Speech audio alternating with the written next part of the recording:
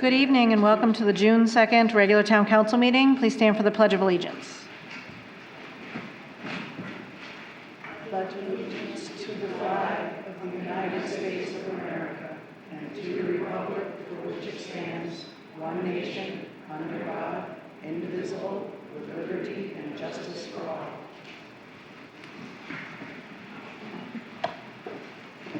Roll call, please. Chairperson Phillips. Present. Council Sims. Present. Council Willis. Present. Council Kush. Present. Council Seagull. Present. Council Dearborn. Present. Council Hamblin. Present. Acceptance of the May 5th regular town council meeting minutes and the May 12th special town council meeting minutes. Is there a motion? So moved. Is there a second? Second. By Councilor Hamblin. Any questions, comments, changes? All those in favor? 7 yeas. At this portion of our meeting, we're going to open it to open public communications, and this is a time where members of the public can come to the podium and speak to the council. We're going to do 3 minutes. We have a interesting counter tonight, so we'll see how that works.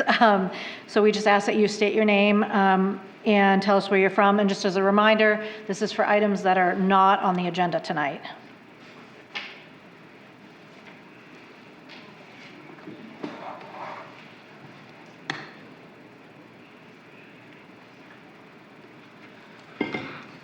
George Verselli, 2 Brookfield Court.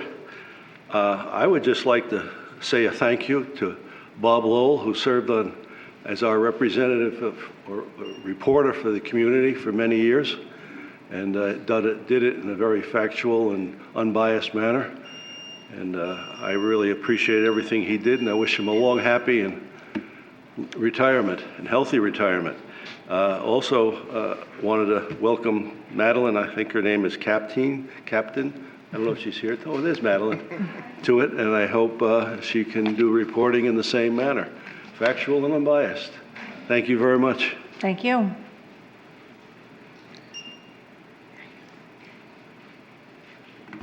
Hello. Sorry for my voice. I'm getting over a cold.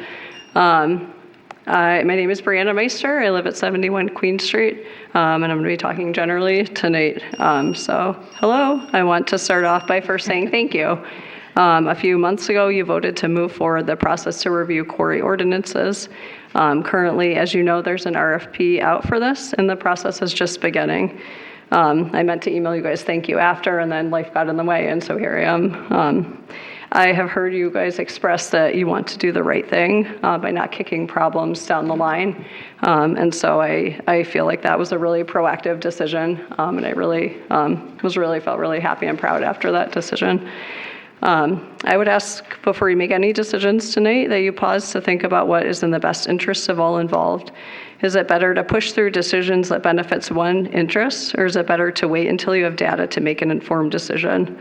My background is in psychology, so unless it's really a crisis situation, it's in the best interest to really look at the data and move forward on that, and I feel like that's just makes sense.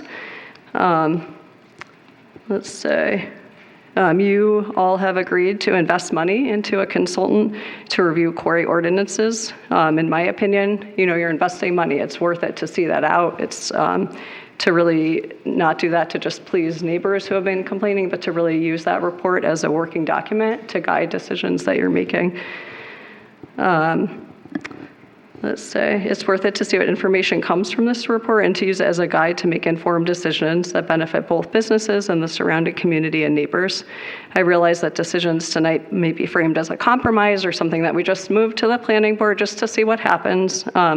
However, I don't believe that this is a compromise. I really believe that there should be no rush. There's no crisis. There's no rush to move forward a decision that really cannot be undone. Once the ball is rolling, you can't really stop it, even if it's just moving to the planning board. I really feel strongly about that. The health and safety of my family and our neighbors deserve better. I would encourage you to continue to see this process to the end. I would love to facilitate discussion, to be a part of discussion with all parties and really come up with a true compromise that benefits all of us.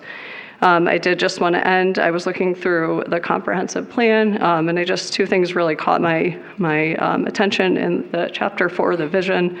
It talks about the town officials promoting a culture of collaboration amongst all stakeholders. And the second is that Gorham strives to be a sustainable community. The sustainability of the environment and natural resources should be open to considering new technology and ideas that enhance the community's sustainability and improve the living environment. These are not just words, they should really be things that you use to guide your decision. I would kindly request that any quarry decisions wait until we have all the data to move forward. Thank you for your time and your service. Thank you.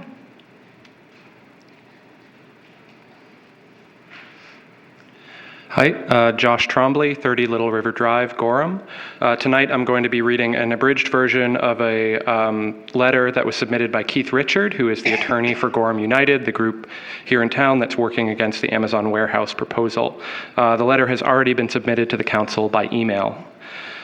Keith writes, Dear Town Council, I'm writing to request that the Town Council enact a moratorium to further study impacts of large-scale warehouse distribution facilities, which would include the proposed Amazon facility. Based on our review and comments by members of the public and public officials, we believe that Gorham's ordinances are not adequate to prevent foreseeable harms to the community's health, safety, and welfare by that and other similar projects. Under state law, local municipalities have the authority to enact 180-day moratoriums on the processing or issuance of development permits or licenses. A moratorium must be enacted based on a demonstrated need, which may include preventing a shortage or overburden on public facilities that would otherwise occur, or that is reasonably foreseeable, or because the application of existing comprehensive plans, land use ordinances, or regulations is inadequate to prevent serious public harm. The proposed Amazon warehouse is a land use of a scale that is unprecedented in the town of Gorham. The town's ordinances would purport to regulate it like any other warehouse in the industrial zone, but a 3,000 vehicle trip per day facility is not like any other warehouse or any other land uses in town, and will negatively impact everyone that accesses Gorham by car. The overburden on town facilities and the fact that existing code and comprehensive plan did not anticipate such a land use are more than adequate justification to enact a moratorium, and this may be the town's only opportunity to act. The specific areas that the moratorium may identify as requiring ordinance changes include traffic impacts and required geographic scope of review and methodology, wetland and natural resource impacts, limits on parking lot sizing relative to the use, and relatedly, limits on impervious surfaces on land with critical natural resources. This would begin to provide the planning board the necessary tools to mitigate the impact of such a land use. To the extent that some believe that the purchase and sale agreement with Amazon somehow limits the town's authority, this is not true. Any agreement by a municipality for the sale of land that would purport to surrender their police power would be void on public policy grounds, and no court would enforce such a restriction. The town must not allow independent judgment and oversight to be clouded by politics and the sheer might of the entity on the other side of the table. Thank you. Thank you.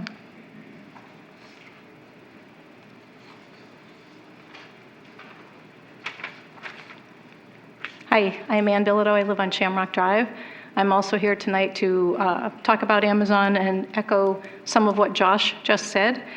I'd like to urge the council to consider a moratorium on large-scale, 24-hour day, 7 days a week business like this one that's proposed. And I find it ironic, actually, that on tonight's agenda is a similar moratorium for a use that mimics this to some extent. The backup for the proposed moratorium that's on your agenda tonight states that the town finds that the town's comprehensive plan, ordinances, regulations, and policies are inadequate to prevent serious public harm that could result in having a data center in town. Those findings include such items as whether locating such a facility can be regularized to minimize adverse effects from noise and emissions, whether they can be located to avoid adverse environmental impacts and visual impacts, and whether they can result in overburdening local roads and other public infrastructure. These are all of the same findings that we have raised concerns about with the proposed Amazon facility. And in addition to that, Amazon, since they have submitted their plan to the town of Gorham, has changed their business use for this facility. In a recent article in the Portland Press Herald, they quoted an article by Amazon that was dated May 4th, that it's opened its delivery facilities systems, including freight, distribution, fulfillment, and parcel shipping to businesses of all types and sizes. Some of the first to sign on are Procter & Gamble, 3M, Land's End, and American Eagle. So how exactly will that change the plan that they have submitted to the town? What will the traffic and environmental impacts be from this increase in their business? I don't think they even know that yet. We need a moratorium in order to stop and really examine the impacts to Gorham and whether the town has the regulations in place that can be actively enforced and will be enforced to handle a business of this size and continuous operation. At the planning board meeting in May, a member of the Gorham Village Alliance was one of the few people who spoke in favor of the Amazon facility, and one of her main points was that Gorham doesn't have a Route 1 like Scarborough, and Gorham doesn't have a Route 302 like Wyndham. And I would argue people live in Gorham precisely because we don't have those. This facility will not have a very large impact on people's taxes, but it will definitely have a very big impact on traffic, pedestrian and bike safety, air pollution, light pollution, and noise pollution. I urge you to please enact a moratorium and devote the resources and time needed to really fully examine how best to protect Gorham and to figure out if this type of business model really is a good fit for the town. Thank you. Thank you.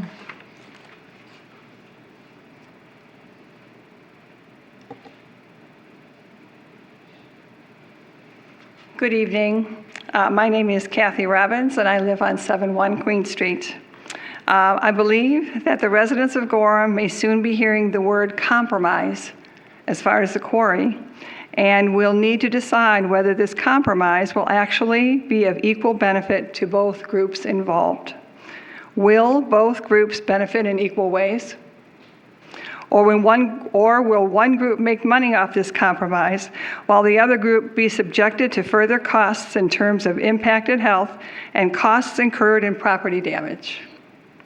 When Town Council considers compromise as an option, please consider who will positively benefit and who will be impacted in negative ways.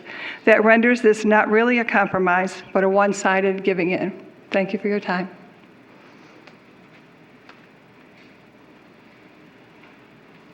Thank you. Hello, Hannah Hamblin, Gorham resident. Counselors, August of 2023, my family and I sat down with the planning board members for the first time. This is when I first met Tom. After learning that Shaw Brothers Construction had purchased land from our family farm and intended to expand quarry operations. At the time, the noise, dust, and blasting were already causing concern. We believed that this would be a straightforward process. Residents would have an opportunity to voice their concerns, decision makers would consider them, and changes would be made. Instead, that meeting marked the beginning of a 3-year journey that has brought us back here tonight. In 2024, we organized, forming the Gorham Community Alliance, and began advocating for 3 things: stronger oversight of the existing quarry operations, modernized mineral extraction ordinances, and protection against future expansion. In 2025, after months of testimony, research, meetings, standing in front of you guys every single month, and public participation, the council unanimously rejected a proposal that would have enabled expansion. In 2026, after nearly 3 years of work, the town finally took an important step forward by agreeing to hire a qualified consultant to review Gorham's mineral extraction ordinances. For the first time in years, it felt like you guys were beginning to address the concerns that we have been raising. And yet here we are, 3 years, 300 involved residents, and more than 3 new counselors later. Throughout all of it, there's been one remarkably consistent message from the people who live here. We do not want the quarry expanded further into our community. And we have seen the impacts grow during that time. We've seen the aggregate piles grow larger, another rock crusher added. We've experienced blasts that start earlier in the spring, occur more frequently throughout the year, and continue later into the fall. And worst of all, we've seen our quiet, rural, suburban hometown gradually take on the character of an industrial zone. What is remarkable is not that the Shaw Brothers continues to pursue its interests. It's a business, that's what they do. What is remarkable is that after 3 years, residents continue to show up and ask you for the same things. Every time this issue returns, we are asked to spend more evenings away from our families, more hours researching, money on experts and attorneys, and more energy defending a position we have already made abundantly clear. For 3 years, we have been told to participate in the process, and we have. We've attended meetings, submitted evidence, made complaints, met with town staff and regulators, hired experts, retained counsel, and waited patiently when you guys have begun reviewing the ordinances. The question is whether the participation means anything, whether the voices of the people who live here carry the same weight as the interests seeking expansion and profit. The people sitting behind me here tonight, raise your hand if you're here for the quarry, please. Thank you, guys. Are not here because we enjoy these meetings, however fun they may be. We are here because the issue affects our homes, health, property values, quality of life, and our future in this community. The question before you is whether 3 years of public participation matters, whether dozens of residents who engaged in good faith with this process were heard. 3 years ago, I came before this town asking for stronger quarry oversight, modernized ordinances, and protection from future expansion. 3 years later, I'm asking for the same thing. Not because we failed to make our concerns known, not because we haven't spoken up, not because the impacts have disappeared, but because our concerns remained unaddressed. The residents of Gorham have been clear, and we ask that you listen. Thank you all so much. Have a great night. Thank you.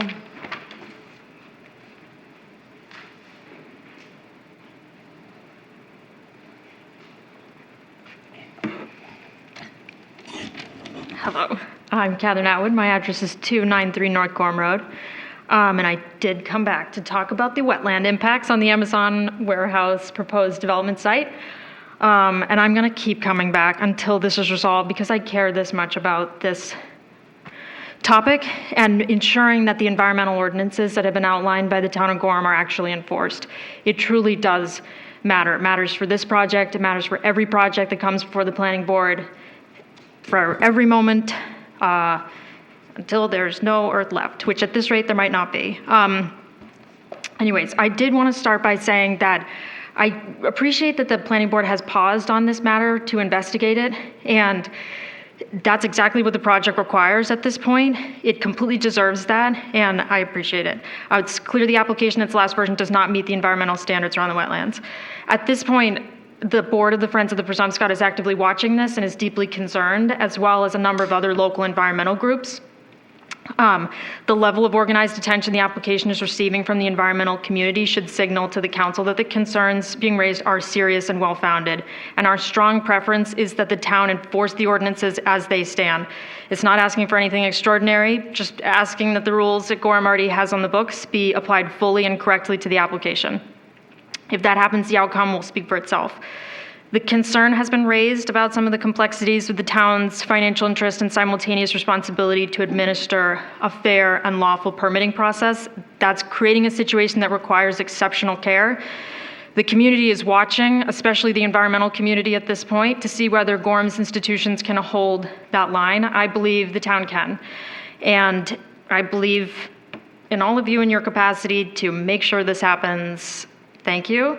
I am also submitting a detailed letter that outlines all those specific compliance concerns to the planning board. A preliminary letter has already been completed, but it's quite lengthy. I did want to finish by saying some really exciting, wonderful things happened. It's not all a bummer this week, and we successfully released 1,500 blueback herring into the Little River, which is part of the Presumpscot Regional Land Trust. It's right off by the big Russian church, which is part of its name. So anyways, but we hand netted those. It took a lot because you can't take the truck all the way down with the Department of Marine Resources. It's a really incredible, exciting event that took place. It's the second year, but it really signals that the return is happening in full force. And all the fish survived the trip. It was really cool. We also celebrated World Fish Migration Day the Saturday prior, and we've installed a fish memorial. Go and check it out in Westbrook. It's a lot of hand-painted little fish. So this is really fun and just signals that this environment is coming back to life. It's a time we really need to protect this and ensure. This parcel is, I'll finish, but especially valuable. It drains north and south. It's a really unique section of land. So the impacts to it will affect north to the Presumpscot watershed and then down. They both drain to Casco Bay. And I think that's it. Thank you for your time. Thank you.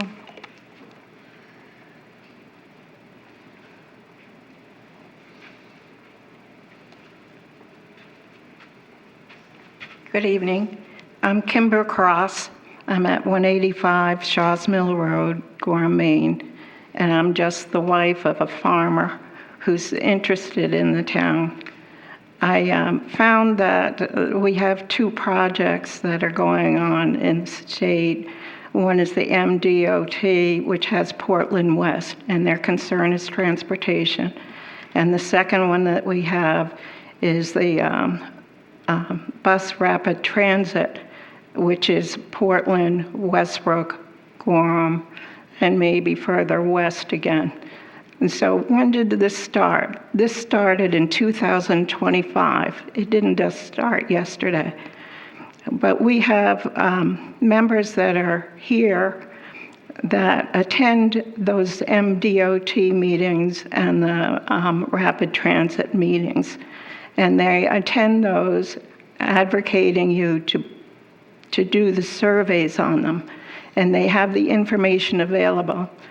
And in my mind, that was back and started in 2025. That meant because we have people on those committees that we were informed and we were committed to have this happen. I think we overlooked that when we looked at the Amazon Center. That is the creation of more transportation problems. I can't see working on the two things together. You have to choose one thing. And I think looking at some type of moratorium is really excellent that you're doing it for a data center. You're taking the time to look. And I think you didn't take the time to look the same way in terms of what was happening with the Amazon Center. So I'm just a single voice. I don't represent anybody, but I'm 80 years old, and I just need to say that there's a dichotomy here that you should follow, looking at the data center again, knowing about your commitments to Portland, to Portland West with the MDOT and with the bus rapid transit system. Those commitments have to somehow come together, and hopefully it'll result in somehow relooking in a moratorium way, also at the warehouse distribution center, in addition to the AI center. And I congratulate you for stopping and looking at that AI center. That's very good. Thank you. Thank you. Anyone else? All right, seeing no one getting up, we will move on to Counselor Communications, and I will start on my right with Counselor Sims. Thank you, Madam Chair. Just one thing to share. I attended the Greater Portland Council of Governments Annual Summit in Standish last week, along with Councilor Hamlin. The theme of the meeting was actually communications, which we've obviously been talking about here recently. The GPCOG leadership also identified one of their top priorities for this year is developing policy solutions that can provide property tax relief for our residents. So that was positive to see that GPCOG's work is very much aligned with Gorham's interests. One of the things we learned from examples of other towns across southern Maine that are addressing these communication challenges in different ways. Its municipal staff have been forced to take on more communication duties in recent years due to a number of things, including the rise of misinformation spread in online social media platforms, as well as the limits of our traditional local news outlets. But after seeing some of the examples of other communities, I left the meeting feeling encouraged that Gorham has a number of resources available to us. We've got both the Gorham Times and the Gorham Weekly, two local print media outlets. We've got great digital local coverage in the Portland Press Herald. And we've also got great local schools, both USM and our own Gorham High School, that have programs encouraging student engagement through our community. So, after hearing all the presentations, it occurs to me that I think there might be ways for us to kind of creatively explore how we might be able to to better leverage some of these existing resources that we've got in the communication realm, might be able to figure out a way to achieve our goal, which I think is a valuable one, to try to improve our communications with the community. I think there might be some creative ways we can do this without having to hire a full-time staff person, and obviously the concern there is just trying to save our taxpayers money where we can. So, perhaps we can chat about that at an upcoming committee meeting. And I think there might be some opportunities for us to look at how we might be able to tackle that problem in a different way. So, thank you. Thank you. Councilor Dearborn? This Sunday, June 7th, 3:30, at the barn at Cherry Hill, the Gorham Historical Society will present the history of the Gorham Police Department, presented by retired Police Chief Ron Shepard. There will be a history of the police department, some very interesting stories, and weird investigations. Councilor Siegel? Thank you very much. I want to echo one of the members of the public and thank Bob Lowell for his great work. I always appreciated reading my own quotes back. So thank you for your great work, Bob. And then the only thing from me, I just want to mention that the Baxter Library is putting on their Spring into Summer event. That will be June 18th. It's Thursday, June 18th from 2 p.m. to 6 p.m. Right out by the gazebo. It's an awesome event. It's always very well attended, and I believe you can get hot dogs cooked by some of the best town staff hot dog grillers we got. So come on out. It's completely free and a great time. Thank you. Thank you. Councilor Willis? As you drive through the village, if you have your eyes open, you may see some new planters in front of a bunch of local businesses with flowers in them. So thank you to the Gorham Village Alliance, specifically to Steve and Kathy Gerard, who took the time out of their day to go pick those flowers up and get them placed in the village. Councilor Hamblin? Just a quick plug for alewives. If anybody knows what alewives are, they're little fish that go up the rivers now, and once the dams get took out in Persumsket, they go all the way up Millbrook, all the Highland Lake, where they actually spawn. And the Persumsket River the Persumsket Land Trust owns a bunch of the land there. And if you go to the Millbrook Preserve, which is on 302, right down the street from Lenny's, and you're walking a ways, you can see some viewing pools.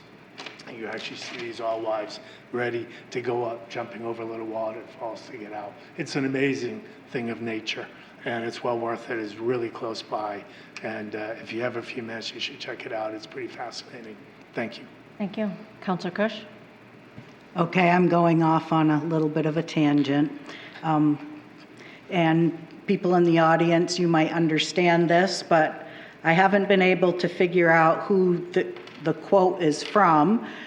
But basically, it says, yesterday is history, tomorrow is a mystery, today is a gift. That's why we call it the present. And I'm bringing that up in one way because I really appreciate people getting involved in what's happening. But the real reason that I'm bringing it up is because we'll be talking in a moment or hearing about graduation for the seniors here in Gorham. And I just want to say it feels like about a blink of an eye, and later this month I'll be going to my 50th high school reunion. And so please stay involved and kind of don't fritter your time away because it's important and it goes by quicker than you think. Thank you. Thank you. And just so the council knows, I did attempt to invite Bob Lowell. We'll have to wait till next month, but we do have something for him. So we'll be thanking him in person if he comes next month. So on that note, I wanted to mention this weekend's events. There was, the GVA had a seed walk in Finney Park. They gave away a lot of seedlings, a lot of seeds, and there was someone there to speak to people about gardening tips and things like that.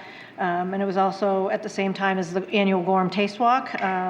There were showers, but there was over 300 people that attended, and the winner this year of the Golden Spoon Award is Miller's Market. So that was a great event, and starting tomorrow is the Cherry Hill Farmers Market, which is outside the new building being built. and it starts tomorrow. They've switched their hours to 9 to 1 in the morning on Wednesdays, June through September. So those are the only events I have, and we're going to skip the town manager's report because he's absent tonight, and I'm not going to make Tom talk about anything, but I do want the town clerk to talk about the election and voting and hours and things like that for the public. So if anybody's listening and wants to run down, well, I guess it's too late. We were open tonight till 7 for absentee voting, but we will be open tomorrow and Thursday from 7 a.m. till 5 p.m. And the last day to vote absentee is Thursday at 5 p.m. Polls are open on Tuesday, June 9th, from 7 a.m. to 8 p.m. And if you need info on where you vote, you can call the town clerk's office or come and check the town clerk's page on our website. As of today, we've had almost 1,200 requested absentee ballots with 722 returned. So if you haven't returned your ballot, return it. You can return it in the box out front or to the clerk's office or mail it back. That's it. Thank you. Is that good? Anybody have any questions for Lori about voting? All right. All right, we'll move on to the school committee report. Hi there, Nicole Yo Fisher. I am the chair of the school committee, and Lori just stole my thunder because the first item on my list here was to talk about voting. So I won't repeat everything that she said, but just a reminder to get out and vote, and that every vote counts. So please make sure that your voice is heard. In that sort of same vein, on June 9th, voting day, students at Great Falls will utilize a remote learning day because it does serve as a polling location. Information will be sent home to families regarding expectations for that day, and they are encouraged to contact the school directly if they have additional questions. We still have openings available for our public pre-K program for fall of 2026. So if you or someone you know has a child in Gorham who will turn 4 by October 15th, 2026, and is interested in attending our public pre-K program, please contact Teresa Connolly at the Narragansett Elementary School for more information. The Gorham School Committee will vote on June 10th to approve our new student/family AI handbook. This is the first handbook of its kind in the state of Maine and is intended to provide clear and practical guidance on how artificial intelligence tools may be used to support student learning while protecting student safety, privacy, and academic integrity. Also on June 10th, the school committee will vote on its new Portrait of a Graduate. So this is work that essentially outlines essential skills that we want every Gorham graduate to possess before walking across the stage to receive their diploma. The work is also underway to develop a corresponding metrics of success document. This effort will continue through next year and ultimately result in a public-facing dashboard that will allow community members to see how our schools are performing on key indicators. Also, on June 10th, at the school committee meeting, we will also be reviewing our first reading of a newly required bell-to-bell cell phone policy. I know this is certainly very popular amongst our students. The policy will return for a second and final reading on the June 24th special meeting. This is a state-required policy, and it must be formally adopted prior to August 1st of this year. The policy represents very little change for our students for grades pre-K to 8. Cell phones will continue to be prohibited for pre-K to 5 schools. Students in grades 6 through 12 may bring their phones to school. However, these devices must be turned off and put away between the opening of school and the closing bell each day. Additional implementation details for each school will be shared over the summer in preparation for the first day of school in September. Just some upcoming events to highlight for folks. As Janet mentioned, we are getting very close to graduation here and some end-of-year events that are very exciting for folks. So on June 4th, we will be having a senior celebration night at 6:30. On June 5th, we will have our senior walk, one of my personal favorites, that gets live streamed starting at 8:30. The graduating class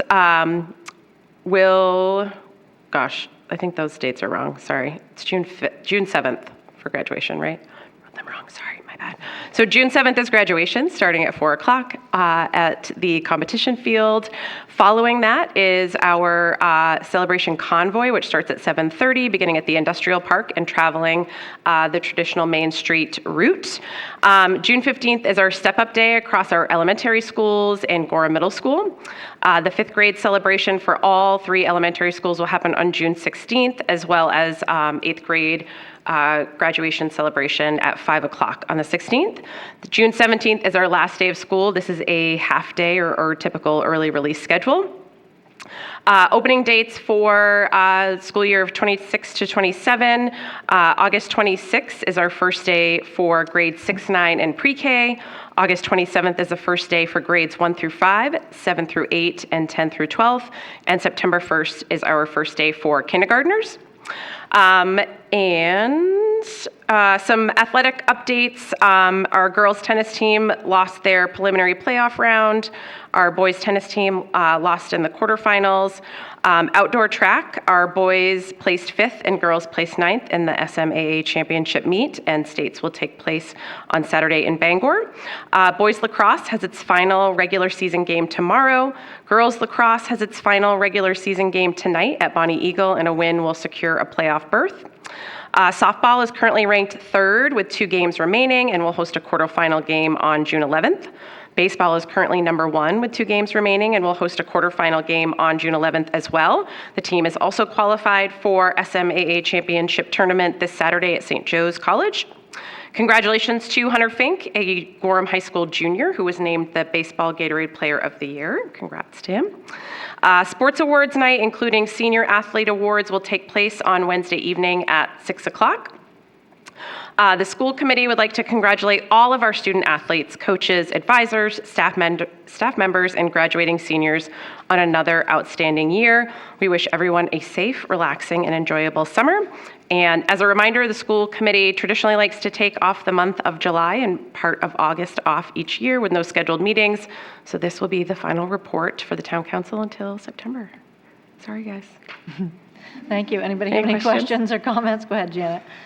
I would just like to comment, since we're talking about the sports, that I attended Friday night the Thespian Showcase. Oh, yes. And that there is a group from Gorham trying to go to London. So if anyone's interested in helping them do that, I'm sure if you go to a high school website, you can find the information. Yep. That's a fairly new club, the Thespian Club at the high school, and they do amazing work. We have a great theater and arts program. Very proud of it.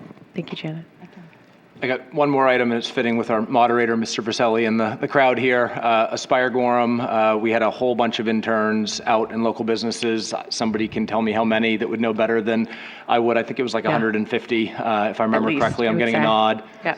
160. There Okay. you go. You're close. 160 students that just wrapped up last week. I had a chance to host one of them. It was an incredible experience. I think I learned more each year from them than they learned from me. So I would just encourage anybody who has a business and has that opportunity to take advantage of it. That's great. Thank you so much. It's an excellent program. Go ahead. Thank you, Madam Chair. Just want to thank you, Nicole. I want to thank the school committee, as well as Superintendent Perry and the staff for all the hard work that you've put into the school budget process this year. The school budget is an easy target for folks who are frustrated with their property tax increases. It's easy to sit on the sidelines and criticize the people that are offering up their time to be a part of the solution. Everything I've seen, Gorham is extremely fortunate to have the dedicated school committee that we have. So thank you. Thank you. And I'll pass that on. Thank you, Lou. Any other questions, comments? All right. Thank you. See you in September. See you in September. Public hearing number 1 on item 2026-6-1. Public hearing to hear comments on a proposal to issue a new massage therapist establishment license to Isis Ray Remillard, administrative sponsored. Public hearing number 1 is now open. If anybody would like to speak on this item, please come to the podium. Seeing no one, the public hearing's closed. Proposed order 2654, ordered that the town council issue a new massage therapist establishment license to Isis Ray Remillard. Is there a motion? So moved. Is there a second? Second. All right, we obviously have the supporting documents and everything in our packets. Any questions, comments? All those in favor? 7 yeas. Public hearing number 2 on item 2026-6-2, public hearing to hear comments on a proposal to adopt a data center moratorium. Councilor Siegel sponsored. All right, public hearing number 2 is now open. If anyone would like to speak on this item, please come to the podium. And just tell us your name again, and we'll do about 3 minutes, so. I'm dying to give a different name.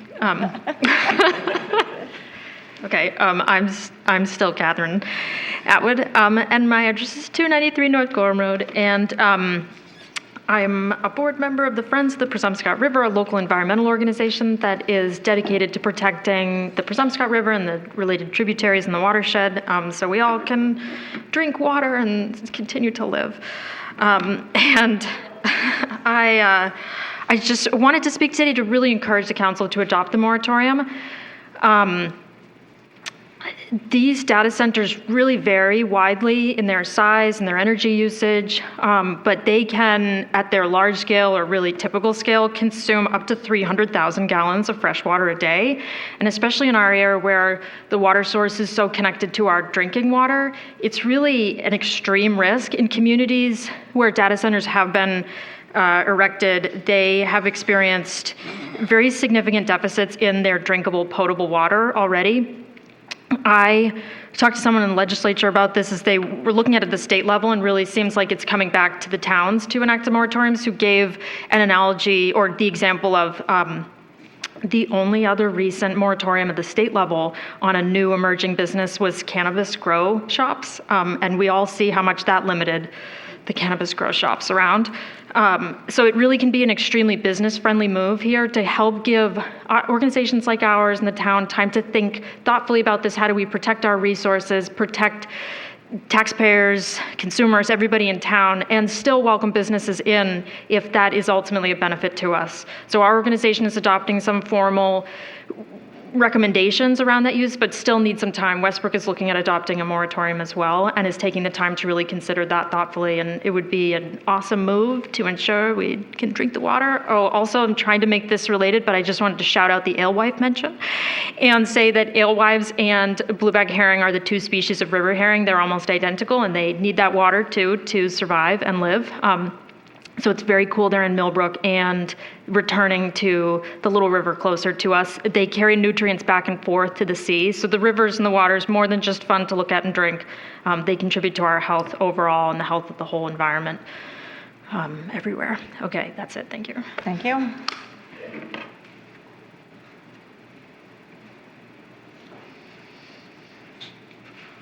George Verselli, 2 Brookfield Court.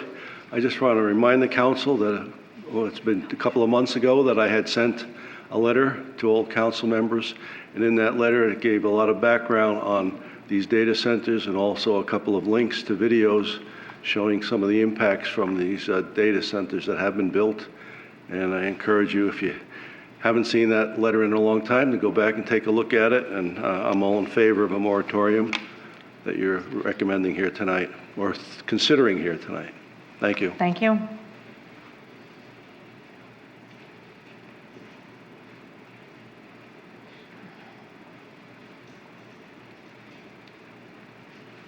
Hello, my name is Drew Tardif. I live at 3 Pleasant Street in Gorham. I want to also speak out in favor of a moratorium that you guys are considering on the data center.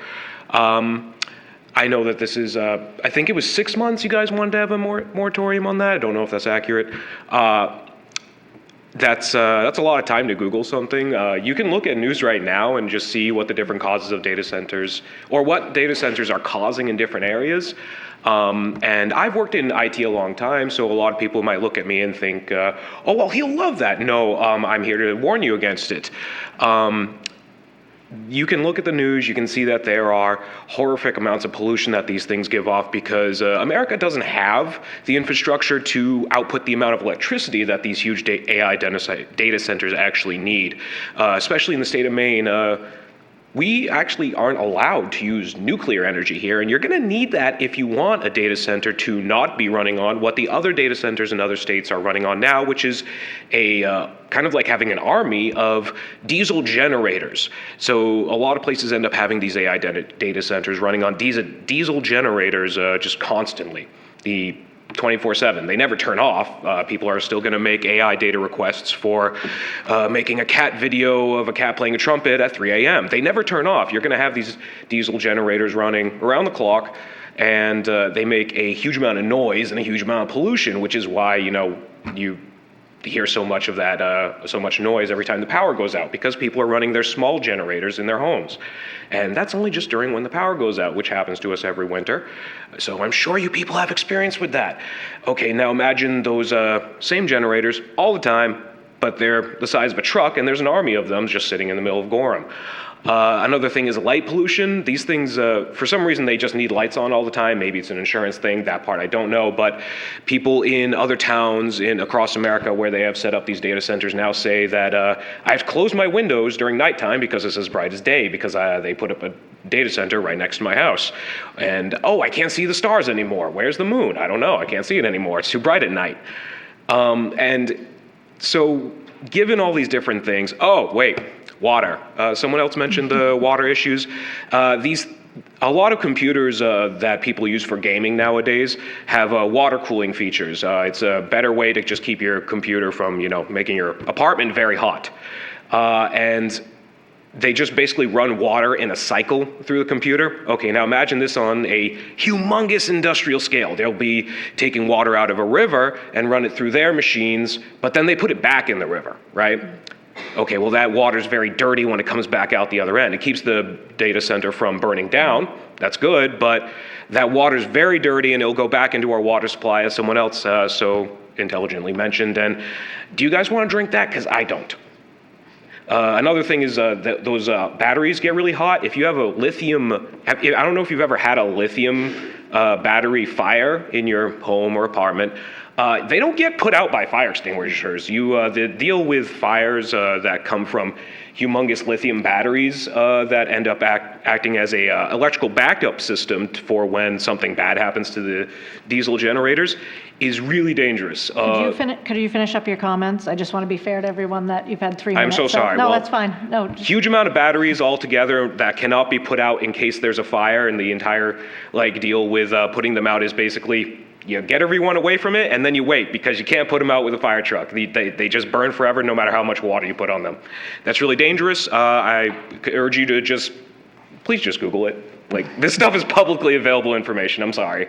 I would urge you to consider looking at this stuff during your moratorium period, which I think is for 6 months. Thank you very much, and have a fine day. Thank you. Anyone else? All right, we'll close the public hearing. Proposed Order 26-55, order that the Town Council adopt a data center moratorium as follows. Motion to waive the reading due to length? Is there a second? I'll second that.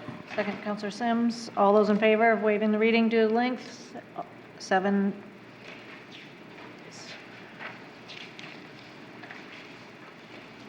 All right, now is there a motion on the item? So moved. Is there a second? Second. Second by Counselor Hamblin. Counselor Siegel, do you Yeah. speak to this item? Yeah, so I'll just state that quite a bit ago, just as a precaution, Councilor Willis brought a motion that the ordinance committee look at limiting data centers in Gorham, and based on what I think a lot of people have been reading in the news, and just making sure that we have this moratorium in place, as well as the state that moratorium not moving forward, seeing many of our neighbors and other towns around the state enacting their own moratorium. So I thought we should do that as well. And I just want to, based on public comment, just 2 things so that everyone knows. So one, per state statute, we have to put a number of days. 180 is the max we can do. I think we can extend it another 180 at a certain point, but that unfortunately that's what we can do. And then number two is, I do want to state publicly, there are no planned data centers right now. There are nearby towns that have stuff going on, but we do not. So we don't have to worry about something right now, but this will just confirm it. So thank you. Any questions, comments? Go ahead, Councilor Krish. Yes. I was just curious about the wording. Did any organization put out a sample of the wording that you have here, or has legal looked at it, or any of those sort of fine points? Yeah, thank you, Councilor Kush. The wording was drafted by the town attorney. So basically it was drafted by the town attorney to, what I will say is capture the large-scale data centers, I think is what the concern the council had. So that's what's captured here. If a business had a small data center for their use, don't worry, this isn't part of that. This is big, large-scale data centers. Thank you. Thank you. Any other questions or comments? All right, all those in favor? 7 yeas. Public hearing number 3 on item 2026-6-3. Public hearing to hear comments on a proposal to amend the Land Use and Development Code, sign standards regarding sign standards for multi-occupant properties, administrative sponsor. All right, public hearing number 3 is now open. If anyone would like to speak on this item, please come to the podium. And tell us your name again. Busy night tonight for me. George Verselli, 2 Brookfield Court. Reason I'm commenting on this is because I was on a sign group for a different town I lived in one time, and some of the biggest issues were dimensions on signs and how big they can be or can't be. And for some reason in here, it almost sounded like you want to do away with dimensions, and I don't understand that why. And the other thing is that when you do look at the sign standards, there should be something here to make sure that any lighting on that sign does not impact the public driving or even walking in the area. The lights should be focused on the signs and not out on the streets. This is often something I find driving around at night. Somebody will have a sign up and it just blinds you as you're driving. So I didn't see any mention of lighting of those signs in here. Maybe there is, but I just took a quick look this afternoon. Thank you. So, thank you. Anyone else? All right, we'll close the public hearing. Proposed order 26-56, order that the town council amend the Land Use and Development Code sign standards regarding sign standards for multi-occupant properties as follows. Motion to waive the reading due to length. Is there a second? Yeah. All right, all those in favor of waiving the reading due to the length? 7 yeas. And now is there a motion on the item? So moved. Okay, is there a second? Second. By Councilor Kush. I'm going to turn this over to Director Poirier to just give us a recap of where this came from and how we got here. Yeah. Thank you, Madam Chair. So what I will say is this is a proposed amendment for multi-tenant signs for freestanding signs only. When the council first drafted the ordinance for freestanding signs for multi-occupants, it was a little bit more restrictive than all the other signage type. And I think that was at the time, the council didn't want to see a overuse of these freestanding signs, something like North Wyndham, where you see on 302. So they put these restrictions in place that, as we've started to identify growth, is a little bit too restrictive. So we wanted to provide some variety for these multi-tenant signs that, one, identify standards. There are sizes requirements as part of it. It's just more detailed than it was in the past about when they can and can't have these multi-tenant signs. So that's the proposed ordinance before you. The planning board is recommending one additional change from that language that originally left the council, and really it's that language shown in bold and black and underlined. And basically what that does is, if there are unique parcels that are going through a site plan review where the planning board finds certain criteria needed to allow a little bit of flexibility in signage, that gives the planning board a little bit additional wiggle room to do that if it's the best form of development, and it helps provide impacts for the abutting property. So that's the language before you. And with that, I'd answer any questions the council has. Go ahead. How big a change is this from what we have today?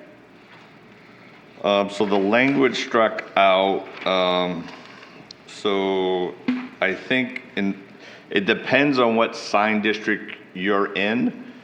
So there are 3 or 4 sign districts. There's the village sign environment, road sign environment, residential sign environment, and the industrial park sign environment. They all have different standards and they all have different sizes. So each one of those has a little bit different of an increase. I don't think any increase is more than 20 square feet of sign area for a freestanding sign. So it's a little bit of an increase, basically because of and it's all based on the number of street frontage allowed on that parcel. So instead of saying every lot, no matter if you had 600 feet of frontage or 100 feet, you all got the same sign. So we kind of walk that back. It says, depending on how much street frontage you have, dictates how much signage you have, instead of just doing a one size fits all. So it's a little bit tricky. It's not a one size. We'd have to measure the parcel and identify the size based on that. So bigger signs are going to be allowed in certain areas? With larger lots, correct. With larger lots? Correct. Okay. Any other questions or comments? Just to hit on the question that came from the public, there are standards around illuminated signs in the ordinance. Correct, and it protects abutters, the roadway, and only certain sign districts allow internally illuminated. Some of them are externally illuminated, and if they're externally illuminated, those have to be shielded, so not to impact. No, and I think I would just close my comments paraphrasing somebody from the planning board. I know they did a pretty deep dive into this. I think the ordinance is more straightforward and easier to understand for both staff and applicants. I think that was the goal of these changes, and I think we've made some progress there. So I'm hopeful. All right. All those in favor? 7 yeas. Item 2026, 6-4, action to adopt an order recognizing Heather Perry as Maine Superintendent of the Year, Councilor Siegel sponsored. Proposed order 26-57, order that the Town Council officially acknowledges Dr. Perry's 2026 Maine Superintendent of the Year Award and is one of 4 finalists of the AASA National Superintendent of the Year Award.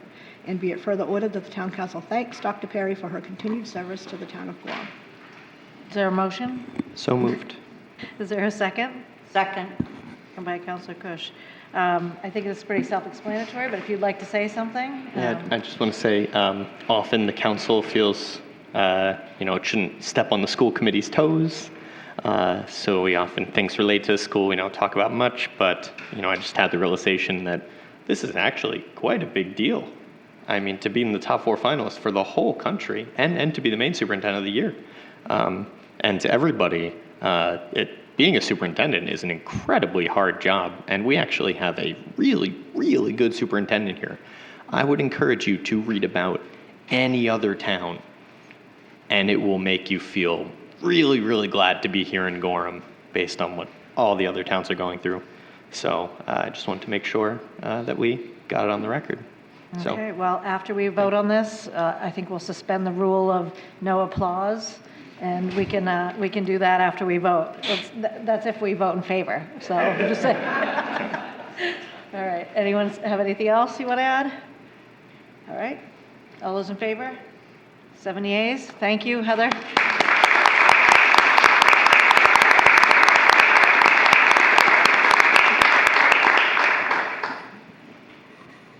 Item 2026, 6-5, action to consider reducing the need for the Town Council to approve certain licenses, Councilor Hamblin sponsored.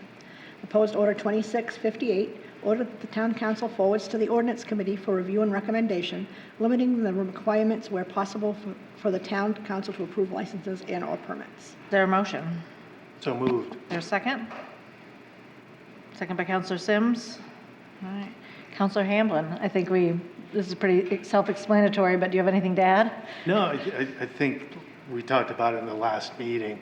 I think a lot of the meetings I come to, somebody's making a copy, they're Xing out names of personal information, and the staff already approved it, and so why does it have to come to us? So it's a very simple thing based on everything else we look at. But hey, let's save a few bucks on paper and people's time and simplify our agenda a little bit. Thank you. Any other comments, questions? I just have a question. This is, would this also be looking at just removing some of those licenses, or is this just removing the town council step? I think it's the town council step. I think we must have ordinances in place that, people have to satisfy, and then the staff looks at it and approves it. So to me, I'm willing to live with staff's approval. I mean, if there's any issues, they should bring it back to us. But if the staff approves it, the application is complete, why does it need an extra step for us? Because truthfully, not once have we ever discussed one of those documents that I recall since I've been around in November. And if I recall, one of our council goals is to empower the staff. So there you go. All right. Any other comments? Would you be open to an amendment that we also just, if it comes back that we look at it and we go, well, I don't even know if we really need to even do this? Like the permit at all? Yeah. Absolutely. I'm always looking for efficiency and making things easier.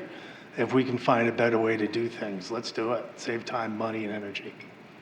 I think that maybe that should be because that's a totally different thing than removing permits and licenses. I mean, some of them we have to have, so, I mean, we can amend it to say, have a discussion about that, but I think that's going to be a whole big discussion because we have all sorts of permits, like special amusement permits, things like that. That would be a longer discussion, so. But if you want to add that in, then just make an amendment to add that in there. I just think it's a separate idea, but it's up to you. Yeah. I think I wouldn't be surprised if at least one came along where we said, well, actually, maybe we don't even need someone to look at this. And yeah, so I'm just. That might come out organically out of your conversation, and then that will turn into an agenda item probably to, remove certain permits or something. So yeah, if that comes out of your conversation. So I figured I'd just make an amendment here just so it's part of it. So I'm going to make a motion to amend the order to say that order that the town council forward to the ordinance committee for review and recommendation, limiting the requirement where possible for town council. So I guess it's just going to go straight at the end. Be it further ordered? Yeah, be it further ordered and or removing the need for licenses deemed unnecessary. About reviewing the needs of, you're saying permits and licenses, both? Yeah, just because that says both. Yeah. Wouldn't you have to look at the ordinance first? Because in the ordinance, they need the license. So I like the concept, but it's kind of muddying the waters a little bit. This is basically, hey, why look at this thing if staff's already approved it? Yeah. That's one issue. Your issue is, do we need all these permits? I think that's a great idea as well. I just hate to drag the first part of it down as we're spending a lot of time looking at the permits down the road. So let's bring it up next month and propose it, and I certainly support you on it, and absolutely. But okay, I will. Today, let's save some paper and some I'll time. withdraw my amendment. Right. So noted. All right. Any more discussion on this item? All those in favor? 7 yeas. Item 2026, 6-6, action to consider rezoning a section of map 34, lot 14 from urban residential expansion to industrial. Councilor Willis, sponsor. Proposed order 2659, order that the town council forwards to the planning board for review and recommendation, amending the zoning of map 34, lot 14 as approximately depicted below from urban residential expansion to industrial. Is there a motion? So moved. Is there a second? Second. Second by Councilor Dearborn. Councilor Willis. Yeah. We were here roughly 8 months ago now. My timeline may be a little bit off. Having a similar discussion, I think we bounced from here to planning board and it was coming back this direction. At that point, the applicant asked to be removed from the council agenda based on some things that were happening behind the scenes with that. So now Shaw Brothers is back looking to rezone a portion of that map. I know there's been some information out there about what's being requested here, but it's the proposed zoning change is shown in red in our packets. And that's why we find ourselves here this evening. All right. Any questions or comments? I guess I can begin here. I know we're just discussing a zoning change. It does feel disingenuous to say this is just a zoning change because we know that this is for the purposes of expanding a quarry. And last month, we voted to hire a consultant to look at our ordinances specifically in this context. And it just feels like we should get those findings back first before making this change. So I'm just going to immediately start by throwing out a motion to table this until we hear back from the consultant. Is there a second? And, all right, all those in favor of tabling the item until we hear back from the consultant? 2, all those opposed? I guess I'll post. Councilor Sims, Dearborn, Willis, and Phillips. All right, any more discussion, comments? Okay. So, I could take my glasses off for this one. Councilor Sims talked about us going to a GP-COG meeting last week on communication, particularly, and one slide in particular stood out to me. I had to ask them to take pictures. But one that really stuck out to me is public trust is the shared confidence that government institutions and officials will act honestly, fairly, in the public's best interest rather than their own. So let me just repeat that. Public trust is the shared confidence that government institutions and officials will act honestly, fairly, and in the public best interest rather than their own. As people in the audience have said, this thing's been going on for about 3 years. We've gone one way, we've gone another way.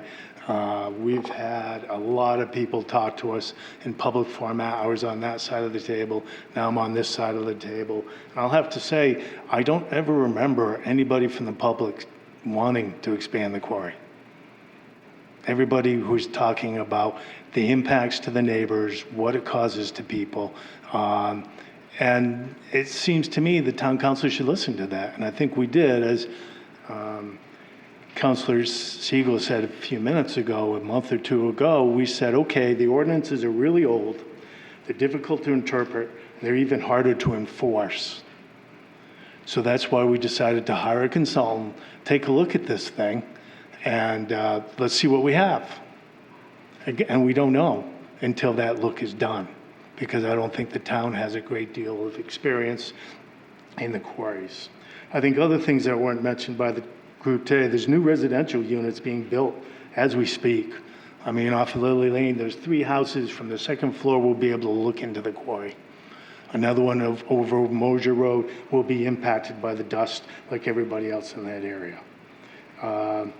There are just so many issues here that makes the public trust or brings the public trust into question. Why will the town council not delay this proposal until such time we have better ordinances we feel comfortable with it? At that time, if we can discover ways to mitigate the harm and impact on the neighbors, then it would make sense to go forward with an expansion of the quarry, if it's so true. But today, to propose this expansion after we've already recognized that our ordinances are inadequate, seems very disingenuous, and it really breaches the public trust, I think. So delaying this thing into September, October, until we have time to look at what the consultant comes up with, makes a lot of sense, and I really don't see the rush and why we should act on this today. Any other comments? Councilor Willis? Sure. So I guess two things. One, I just want to make it clear, and we kind of talked about it, the action tonight is not specific to expanding the quarry, right? The action tonight is a zoning change. Sure, I get it. I understand it. This is going to be an unpopular opinion, but there's more to come on what happens there. This is a proposed zoning change. We do not know what they will use that for right now. Yes, I get it. Again, if you want to call me naive in that sense, I understand, but that's not what is in front of us. So that's what we're talking about. And then I'll also just mention, I've sat up here for a year and a half. We've sat here. We have heard some testimony from people who have been in favor of expanding the quarry. Again, unpopular opinion in this room. I understand. I do get it. But it is just disingenuous to say that nobody has ever stood at that podium and spoken in favor of such a thing. So it's a tough subject. I get it. I understand the emotions are high in this room, and the proposed zoning change is what we're discussing this evening. Thank you. I think over these Counselor, past few I'm going to let years, Councilor Sims talk. Yep. Thank you. Thank you, Madam Chair. So, the zoning changes, we're running into some real challenges here because we've got a lot of nice residential areas. I think Gorham is a really nice place to live, and quite honestly, I think that's the strongest, differentiating characteristic that Gorham has with other communities, and I think it's something that we should value and uphold as much as possible. And we've kind of employed this strategy over the last while now of trying to spur industrial development with the idea that that's going to be the solution to our tax challenges. And from everything I'm seeing, it's not helping us. It's creating more problems. In this particular situation, I'm interested in zoning changes where we can generate more net positive property tax revenue while also improving quality of life for our residents. There are plenty of examples from other communities where those goals can work in harmony. It's rarely that those goals are achieved when we're talking about industrial development abutting residential development.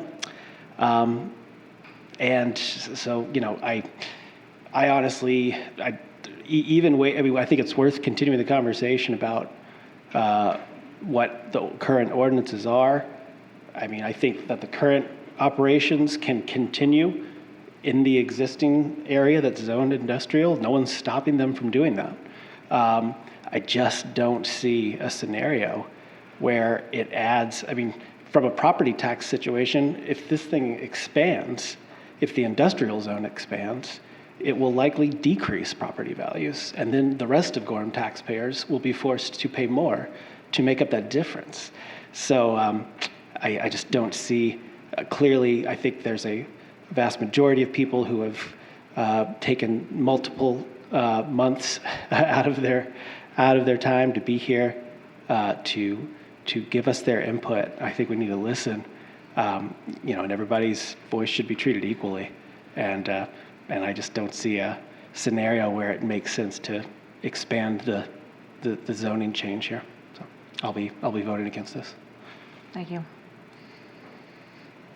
Councilor Hamblin? Yeah, we've been talking about this for almost 3 years. We've seen the plans from the Brickyard Quarry owners. They've come in, they've threatened to put in manufactured housing. They've done a lot of things, including talking about shutting down Cherry Hill Park. I don't know. I just don't know why we want to move forward as a town. What's the benefit to do this? When all the neighbors are complaining, we can obviously see impacts of it. Who does this help? Certainly not the town. It doesn't really bring in much extra tax revenue. All it's going to do is expand the area of the quarry, which is going to envelop more and more houses.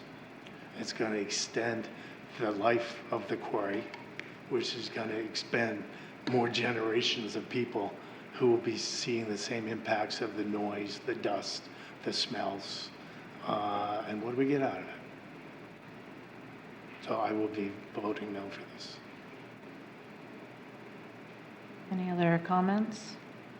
Councilor Siegel, go ahead. Yeah, I'll just state, when we first started talking about this lot, when it was initially brought to us as a contract zone, I had issues with it being a contract zone. I said, this should just be a zone change. That was my issue. We went through the whole process with the contracts, so that's why I voted against it initially.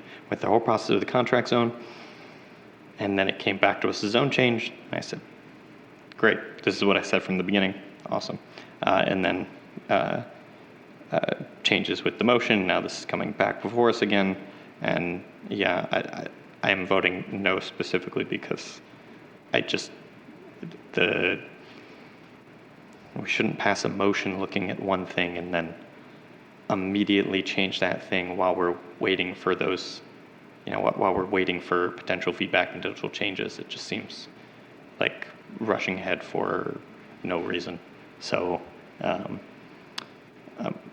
apologize to the applicant that my issue is with the process and not with the actual change. I know we've had other business owners come before us and say, hey, I would like to expand my business slightly, and it's always been 7-0 with no conversation about it. So I'll be voting no tonight based on process. Anyone else? I think that we can do both of these things at the same time. I know that sounds, to your point, I hope that we can get the information from the consultant back, but I think we can vote on this tonight either way, and then still continue with the work that the consultant gives us. I'm really interested to see what comes out of that, and what changes we can make, if any, and I want to focus on that work after tonight. I think that's where we really need to focus, is on what information we get out of that. And I'm going to ask Director Poirier about the status of that situation with the RFPs. Yeah, so the RFP has been issued. The question and period has expired. We have gotten no questions on the RFP. Staff followed up this week just to blast the RFP out to all the engineering firms that we could think of. So just to make sure that it's out there and engineering firms have seen it, they have till the end of June to submit, and we've heard at least from one applicant that they're looking to submit. So that's where it currently sits. Thank you. So could I ask if this goes forward tonight, I would assume it goes to the planning board next? Yes. So would the planning board act on this before we get the consultant's report? So what this does is this moves the application forward. The next process is the applicant would then file his application to the planning board for the zone change. So they pay the fees, submit the application. Depending on when that application is submitted, that will identify what planning board meeting it will be on, and then the planning board decides, does it go right on for a public hearing? Do they want to do more in-depth review on it? And then they'll set the public hearing process for their piece. Then the recommendation comes back. So I know it's a muddy way to say I don't have a clear sense of when all that plays out. Maybe I can tell you the end of June is when the closing for the RFP is, and then we identified in the RFP, we're hopeful to have the information for the council to make the decision by middle of July. So that's the time frame for the RFP. So you could act on it shortly after that. So what do you envision will happen when the consultant report comes back? And if it suggests something other than what we have on the books today, what process would that be? That process is that we'd all receive the report. We could either have a workshop and discuss it and talk about things in the findings, or, a counselor can sponsor an item, recommending some of the changes. So it could be a lot of different things. Am I correct? That's correct. It's hard to speculate what the findings will be in the RFP, because we're asking for a lot of information about examples from a lot of municipalities in the state. So we don't quite know where we shake out until that third-party review is done. So you're suggesting then, if the applicant goes to the planning board, they could get this approved before we even get a consultant's report or any review or any conclusions out of that report? Again, I don't have an answer for that. But it's possible. Potentially, yes. Tom, also the process is public hearing at the planning board, and then when it eventually, if it returned to the council, will there be a public hearing again? Correct. Madam Chair, Yeah. I could just speak a bit further, just reiterate a couple of things. You know, I was mentioning, you know, when we take this road of trying to, you know, spur new industrial development, particularly in areas where we've got existing residential, we're forcing ourselves into very difficult decisions. And we are setting up these scenarios where we're forcing extremely negative impacts upon a relatively small group of people in our community as a whole, but it's a significant group of people. And I just think it's not good leadership. That's not a good way to develop this town, to force certain groups to take on huge sacrifices for some sort of perceived benefit for the town as a whole. But in this case, it's not clear what that benefit even would be. So again, I just think this is it's a questionable strategy at a higher level as far as what we want to do with our zoning and where we want to do it. And I think in this specific case, we've already, the people that live around here have already dealt with a lot. They seem to be willing to continue enduring it and allowing the existing business to continue operating on its current zone. And the business can continue to do that, and, you know, we'll all continue to get by. I just don't see where the benefit is for the community in saying yes to this expansion of the industrial zone. Councilor Sims, I guess I would agree with some of your points that because this is already an industrial zone, that's what I want to focus on, is what we're going to do because this is an industrial zone after this. To your point about, you know, the impacts on people and the neighbors and everything like that, because it's already existing. So I think that's our next, I would agree, that's our next conversation. Councilor Kush. Yeah, I guess my question is, I'm looking at this map, and could someone, I know that we looked at it in person, but can someone enlighten me as to how much property we're actually talking about, and it's not woods, or what we're looking at geographically? It used to be 6 Can acres you expansion. hold on, I'm going to have Tom answer the question. Tom? Yeah, I'm going to have to pull up the map and take a measurement, so if you Oh. want to continue the discussion, I'll have it here shortly. I believe it's the original parcel that was in one of the pieces of the original contract zone, if that makes any sense for reference to you. Well, because we looked at a tree line, and I was thinking this was not, like, this isn't a forested area that I remember. They took the trees Yeah, down. the trees, there's no more trees, but it was a forested area, but yep. It is pretty much a tree line at this point.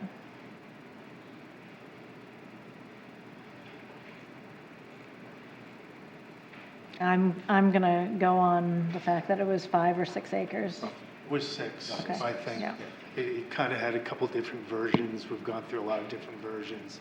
Then with manufactured housing at one Yep, time, but then yep, not but I think it's- manufactured housing. I'm gonna just ask for a nod from someone at Shaw Brothers that it's 6 acres, instead of having somebody come up.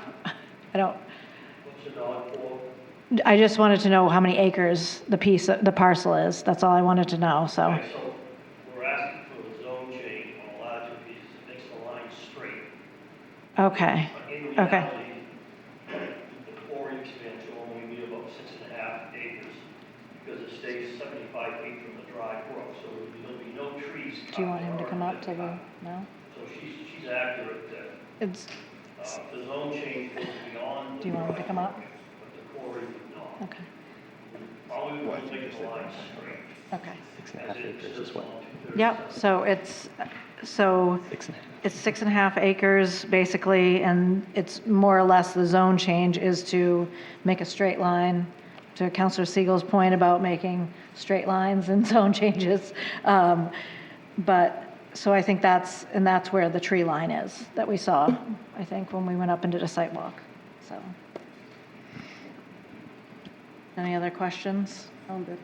Process question for Yes. Director Poyer, since we were talking about earlier. So discussing a zone change is in front of us tonight. If it was approved, it would go to the planning board. If it comes back from the planning board, it comes back to the council. If that was approved and the applicant decided to do a quarry, as was just mentioned, then they would have to go through the permitting process at that point. Is that correct? That's correct. I believe there would be an amendment to the town's approval as well as the state mining permit. So there would be a couple approvals required. And roughly how long does that process take in general, if you have any idea? It's hard to say. Submission of site plans, review comments. We'd have to see how big and how quickly they were doing it. Typically, site plans or quarries are 6 months for amendments, probably. Just in terms of, to your point, Councilor Hamlin, in terms of the piece that's playing out right now with, somebody help me with the word here, the Consultant. Yeah. Thank you, the C word, the consultant. The consultant will be looking at this. You know, we're not necessarily, even if this was to move forward and bump along, it's not 3 months quarry. It's 3 months doing the zoning change and then a process playing out with the quarry that hopefully by then we have results back from the consultant far before then. So, I talked to the DEP after when the Shaw Brothers originally bought this additional land, they immediately took 150 foot, which is the barrier, and began working on that. And I called the DEP, said, what kind of approval process do you go through? Existing quarry, they file an application, we'll approve it that day. So don't assume the DEP is going to do anything on this. Existing quarry, they'll approve it as soon as something's filed. So the DEP will give us no time whatsoever on this. Any other comments, questions? All right, we ready to vote? All those in favor? 4 yeas, all those opposed? Hamlin, Siegel, Sims.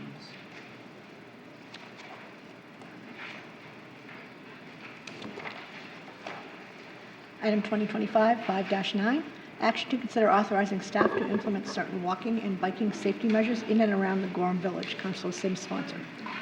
Proposed order 26-60, order that the town council authorizes staff to continue to implement walking and biking safety measures in and around the Gorham Village. And be it further ordered that staff report back to the Capital Improvement Committee on pending and prospective walking and biking safety improvements that better connect areas in and around the Gorham Village. Just so everyone knows, this was the item that was tabled from last month, whereas Councilor Sims was not at the meeting. So is there a motion? So moved. Is there a second? Second. Second by Councilor Siegel. Councilor Sims, do you want to? Yes, thank you, Madam Chair. So I do apologize I wasn't able to attend the meeting last week. I was waiting to get my antibiotics for the deer tick bite, and I was watching you all live from the viewer's side of the screen. And I did hear the comments, made sense. So, and actually, it turns out we got an email just yesterday, or I think on Friday, from a resident up asking about some street safety issues up in the Little Falls area on Houston Road and Newell Street, I believe. So, I think my intention here with this on the item, with this agenda item again, is to reinforce the importance of it with each new council that comes through. But with that in, recognizing that there's an existing item on the agenda, on the existing Capital Improvements Committee agenda, and then based on the input we got from the resident, it occurs to me that it would make sense likely to broaden this action item to include Little Falls as well, particularly given the zoning updates that you all made at the last meeting regarding the Little Falls area zoning.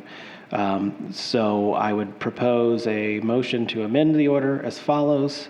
Authorize staff to implement certain walking and biking street safety measures in and around Gorham Village, Little Falls, and throughout Gorham's pedestrian overlay districts.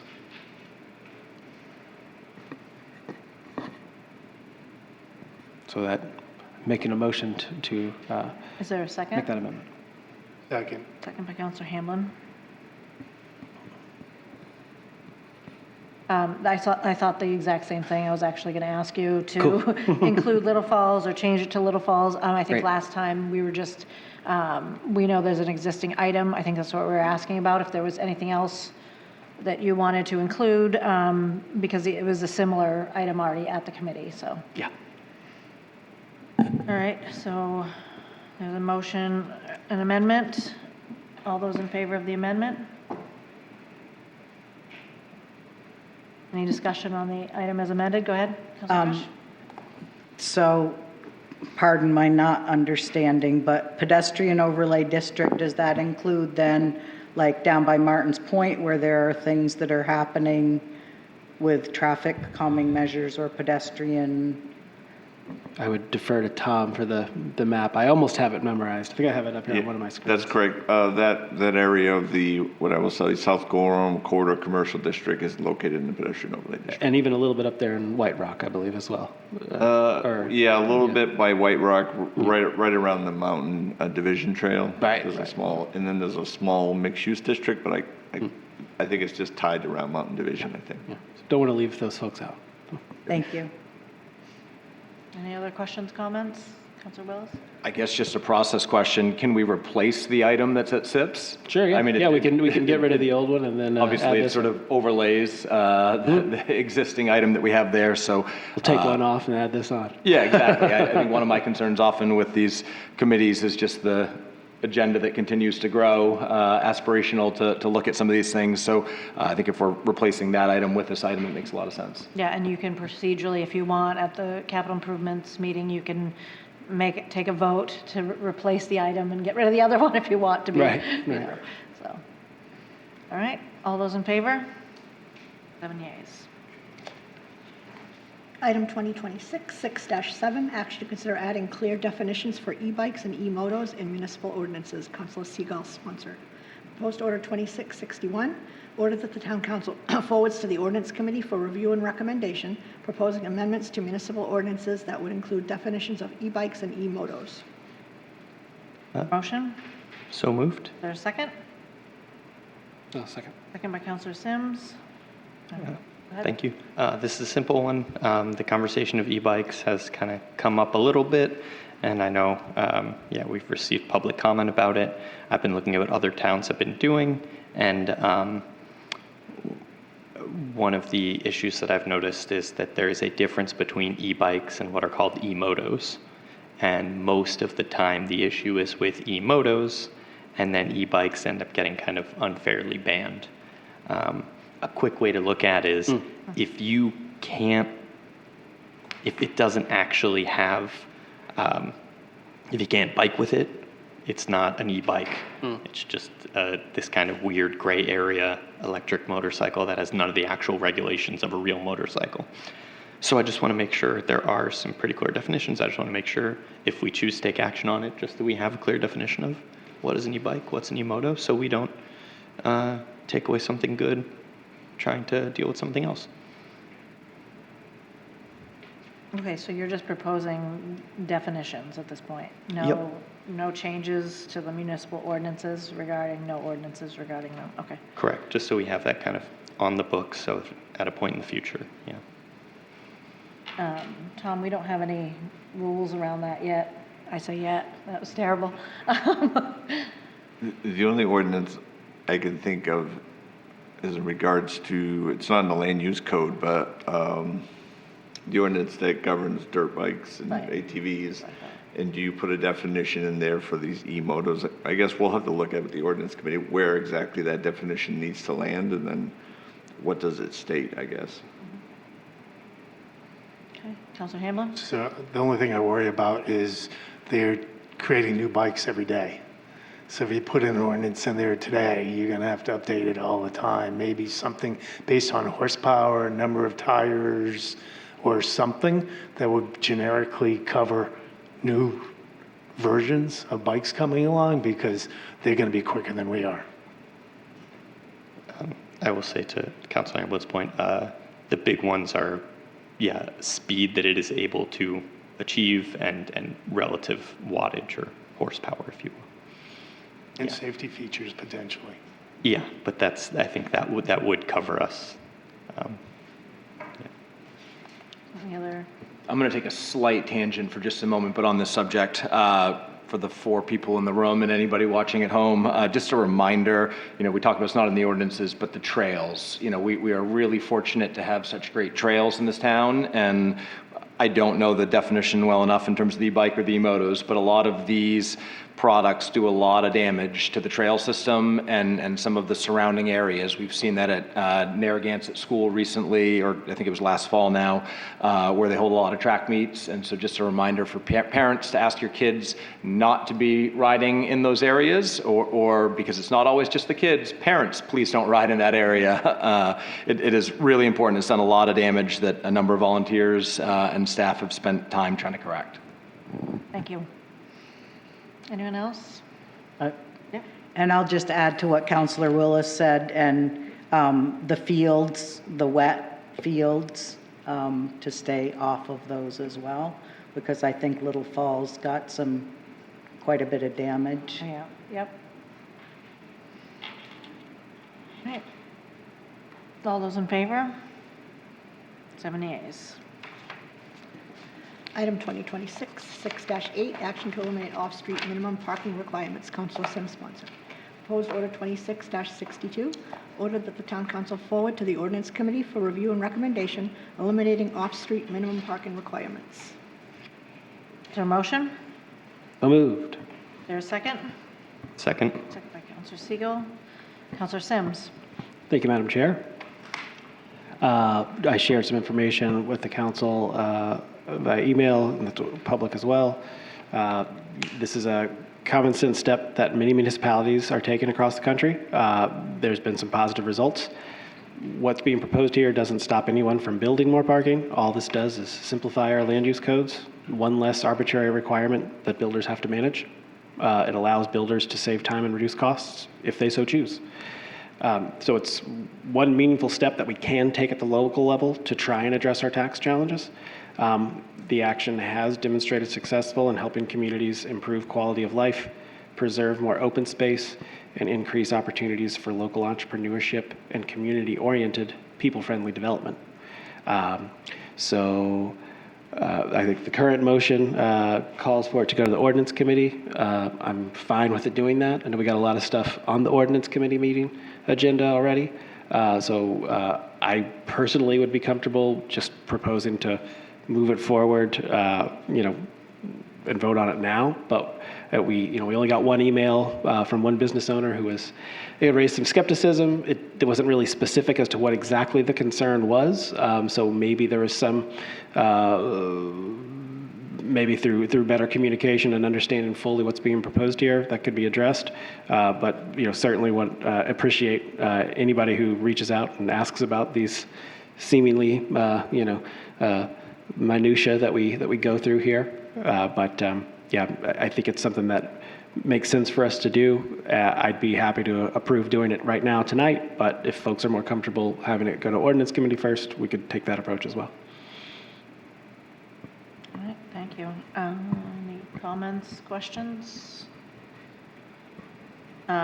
So I just have some questions for Tom, actually, about the recent parking changes we made, the recent changes to the parking requirements that we made. Did we lessen parking requirements recently? Yeah, so I think what the planning board and the council did is, I think, really went through the parking ordinance and kind of really went through and dialed in a better parking standard or better requirements. I think what the other thing the council and the planning board did is really identified waiver requirements and when those waiver requirements could be granted. And I think in the village and these urban areas, really dialed in when if the project can show that there's going to be no impacts to abutters, the planning board has the flexibility or the site plan review committee to waive those parking requirements. And I think that's a key step here that we didn't have before. And I think we've only had the ordinance for like a year. We haven't really started to see if there's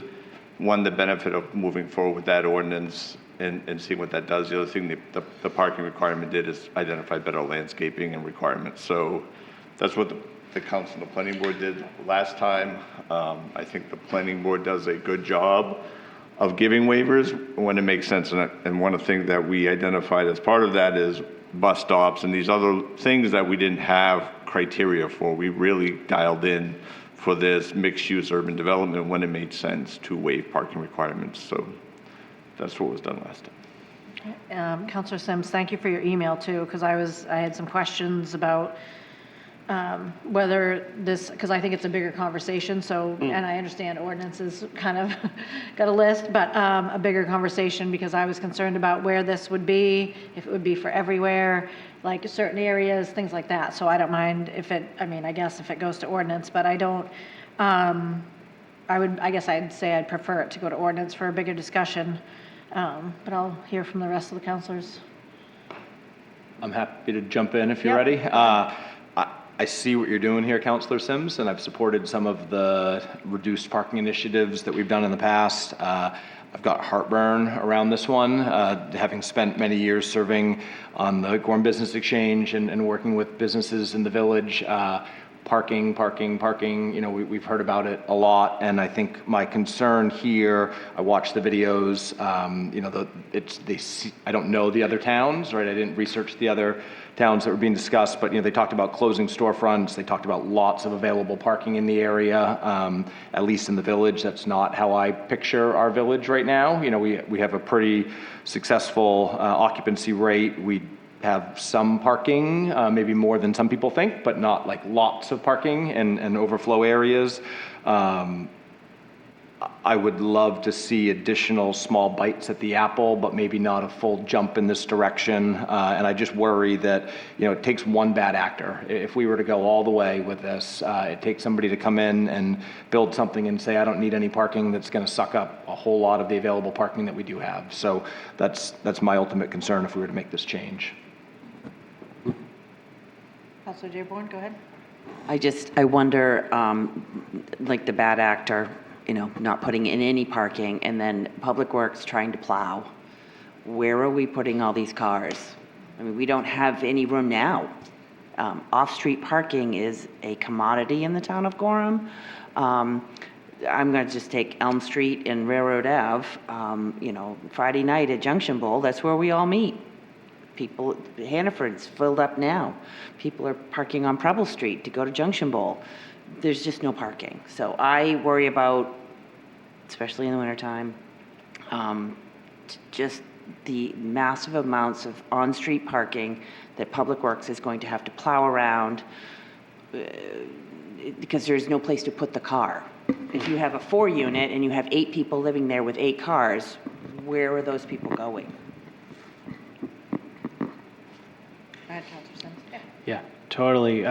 Certainly, these are concerns that are raised in other places where if they've attempted to make these kind of changes. In a lot of cases, the existing business owners are certainly concerned about any sort of change to the status quo. Like they're obviously, rightfully so, very concerned about what the impact might be. In a lot of places, when they kind of make some reform to how the parking's approached, it actually ends up resulting in higher revenues, higher sales activity for the local businesses, particularly village businesses, because it becomes a more desirable place for people to be. And the question around where will the cars go is certainly a fair one, and it speaks to the fact that cars and trucks take up a large amount of space. So we need to start building places where not every single person in the village came in their own vehicle. And there are ways for us to do that by building in and around the bus stops, improving the bus network, making things just more walkable so more people don't even, the bus isn't even something they have to do. They can just walk to the places they need to go, or at least some of the places they go. Our family, we're a family of 3. We have 1 car. We're saving literally $1,000 a month, and we're spending all that money locally. And we're really fortunate to do that. And I think, that obviously that thinking, it's tough to get out of that. I think Gorham really is, it's in a place where it's really changing. And I think we got to think about, if we want things to change in terms of our challenges with property taxes, we do have to be willing to change our approach. And in sometimes it might seem like relatively dramatic ways. But I think if we want to find some solutions to our property tax challenges, we got to try something different. And this is something that has worked in other places. And I totally open to the idea of doing this in a more measured way. I think we can obviously talk about that at ordinance committee. But all reasonable questions to ask and worthy of further discussion at our ordinance committee. So I look forward to it. Any other questions, comments? Go ahead, Councilor Siebel. Thank you, Chair. To me, this seems fine. I, as the rest of the council knows here, I don't care for parking. And I've, talked to many developers, and I say, well, you can build less parking. And they say, well, we're going to build parking no matter what. They're going to, when they build even a, big apartment complex, they're saying, oh, we need 2 spots for each unit. Because that's what they see the market wants. And so they're going to do it. I guess in my mind, I just think, do we need to be the ones mandating this? And if somebody wants to, right now, if somebody wanted to build a bigger building, which would lead to more property taxes, we are saying no because they would have to have parking lot. So I don't even think it's actually going to impact that many places, but in all chance it does, that'll just be an opportunity for Gorham. I also want to point out that a lot of the places that people go that people really enjoy, there aren't cars there and there isn't really parking and people make it work. People love going to the Old Port in Portland. You can't park anywhere near there. You got to find a spot blocks away, but then people find a spot and they walk because they want to, because they want to go there. So I'm fine with us bringing this to ordinance. Yeah, and if I could just add a little more there, I think that, and again, these are trade-offs. And if what we want to prioritize is more parking lots, we can certainly do that. But I think we just need to recognize the more space that gets consumed by parking lots, the less space we have for new businesses, the less space we have for new housing, the less space we have for more property tax revenue. So that's the trade-off. That's what we get to choose between. Thank you. Any other comments? Councilor Wells? Yeah, not to belabor the point. I just worry about those small businesses in the village, that it's one bad actor that comes in, that develops something and says, I don't want to spend money on parking, and now, more parking is taken up by a big apartment building. And we can, for as successful as our village is right now, we could go through some of the areas and talk about businesses that have either moved or closed that would say it's directly because of parking and access. And so I think it is a challenge that we have. I mentioned it earlier, I support some small changes that I think we can sustain. I can't support this. I've got an idea for parking that we could talk about offline. We don't need to talk about this evening, that I've been pitching for 15 years, that maybe comes back at some point. But for tonight, I just struggle with this one. Councilor Kush? And I just would like to say that to me, this is part of something bigger. I know ordinance gets a lot of things, but I'd rather have this in a workshop style.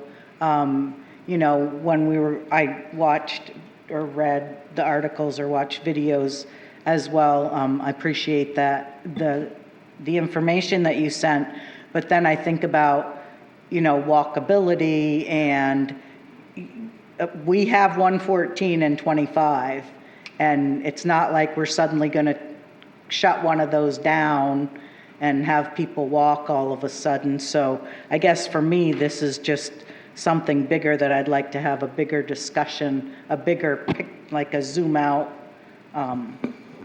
picture of.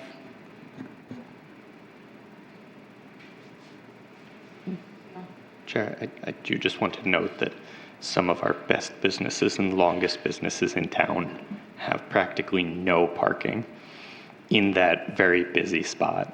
I mean, we always bring up Gorham House of Pizza. They go out like 4 spots, and they make it work. Blue Pig, MK Kitchen, getting out of that parking lot stinks, but people do it.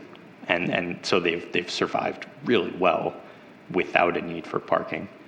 And so, you know, if we consider, oh, there's going to be one, I don't know if bad actor, but well, a lot of those businesses already exist that don't have parking, and they've managed to survive and thrive even without it.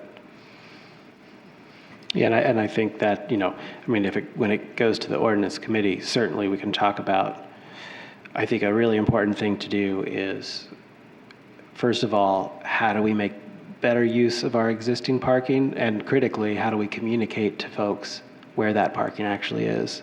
Because there's so much on-street parking that is essentially never used. We've got the lots outside right now are completely empty. A huge amount of pavement that our taxes are all paying for, and it's sitting empty. It sits empty, you know, more than half of the of our lives. So it's certainly an issue of it's not that there's not any parking, but it's a matter of where it is and is it accessible for people. And I think just one of the things too, that's part of the trying to make the village area more walkable. If folks do have to walk, you know, you got to park down the street a little bit, so you might have to walk like, you know, maybe like 300 feet to get to your end destination. If we've made that walking experience a more pleasant experience, it's all of a sudden it doesn't become as much of a burden to ask a resident to do that. So, and again, it can become the example of, I mean, you know, we're not turning Gorham Village into the Old Port next week or anything, but I do think there's certainly very much potential for us to have more walkable area where people can just enjoy being. And you know, it's not like you're going to flip a switch and I have no delusions that everybody's going to start biking and walking everywhere in this town. It's just a matter of trying to take some steps towards a more people-friendly village center. Generally, should benefit us, I would think. Any other comments? All right, all those in favor? 3, all those opposed? 4, Dearborn, Phillips, Willis, and Kush.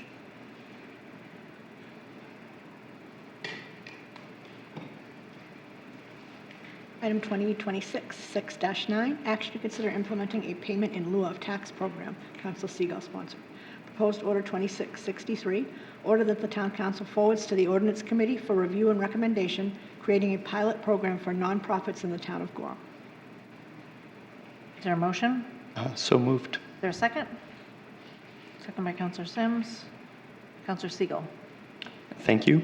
So always looking at ways to increase revenue. Our pilot program is very underutilized, but there are, I think what I'd fully like for this motion isn't properly described here, so I also would like to first give a small description and then make an amendment. So I'm not sure if the rest of the council has seen the news, but Portland has done an analysis of some of its nonprofit organizations and determined that they actually should be paying property taxes. As a part of us creating a pilot program, I would also like Gorham to do the same. And then secondly, Councilor Sims made a good suggestion to me earlier today that actually this go to capital improvements and economic development instead of ordinance. So should those be separate amendments, Chair? Yeah, why don't you do the committee first? and Yep. then- So first, I'd like to amend this so that instead of it is being forwarded to the ordinance committee, is being forwarded to the capital improvements / economic development committee. All right, is there a second? I'll second that. Second by Counselor Sims. I don't think we have to discuss that, but all those in favor of the amendment? 7 yeas. All right. All right. And then I'd like to make an amendment that says at the end, so at the end, instead of a period, say, and review existing nonprofit property tax exemption. But I'm getting eyes from the Director of Community Development. So I guess a question is, did Portland hire someone to do that analysis, or was that done internally? Because I would assume that the town's assessor identifies them all as being nonprofit before they don't have to pay property taxes. So I don't know what the analysis quite was done by Portland to identify that. They ended up looking hard at the definition of charitable and the definition where these nonprofits' revenues were coming from. So it was less of a fundamental analysis and more of a look at the legal structure of it and whether it actually fit the definition of being tax exempt at the property tax at the local tax level, is what I would say. What I'm going to say is, just to kind of save time here, is my recommendation is postpone it. Then we can look to see what exactly Portland did and kind of bring back that information, because I don't, and talk to the town assessor, because I don't quite know, like, if you're just going to do an analysis on that charitable donations, we can do that, but I imagine we're already doing it, so that's what I don't know what this analysis is going to do. So I will withdraw this amendment and then talk to town staff, and next month I might have another item. That'd be my So you want to leave this, okay, do you want to leave this item just to go to? Yes, because it would still be good to have a pilot program. So just First Amendment, yep. First Amendment, yep.